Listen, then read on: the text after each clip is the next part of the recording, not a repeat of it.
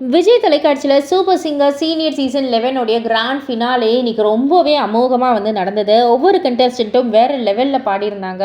இந்த ஃபைனலிஸ்ட்டை தவிர்த்து இதற்கு முன்னாடி ஒவ்வொரு எபிசோடில் பாடின கண்டஸ்டன்ஸில் யார் வந்து ரொம்பவே பெஸ்ட்டாக பெர்ஃபார்ம் பண்ணியிருந்தாங்களோ, யாருக்கு வந்து ரொம்பவே பிடிச்சிருக்கும், அவங்களுக்குமே வந்து தனித்தனி கிஃப்ட்ஸ் எல்லாம் வந்து கொடுத்துட்ருந்தாங்க. அந்த வகையில் கேஜி டைல்ஸ் அவர்கள் வெங்கடாசலம் அப்படின்ற ஒரு கண்டஸ்டண்ட்டுக்கு வந்து அவங்களுடைய வெங்கடாசலத்தோடைய குழந்தைக்கு ஃபுல்லாக கல்வி செலவை வந்து எடுத்திருக்காங்க.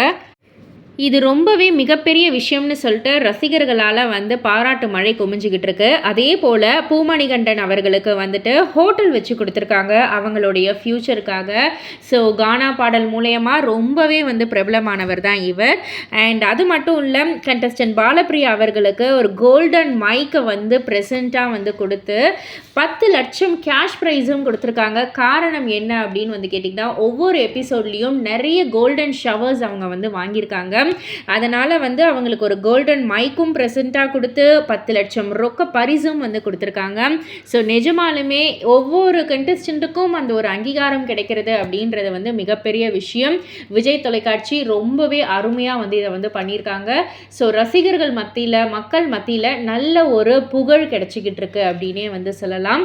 ஸோ இதை பற்றி நீங்கள் என்ன நினைக்கிறீங்க, உங்களுடைய கருத்து என்ன அப்படின்றத கீழே உள்ள கமெண்ட் பாக்ஸில் குறிப்பிட்டு சொல்லுங்கள். மறக்காமல் சேனலை சப்ஸ்கிரைப் பண்ணி பக்கத்தில் உள்ள பெல் ஐகானை கிளிக் பண்ணிவிடுங்க.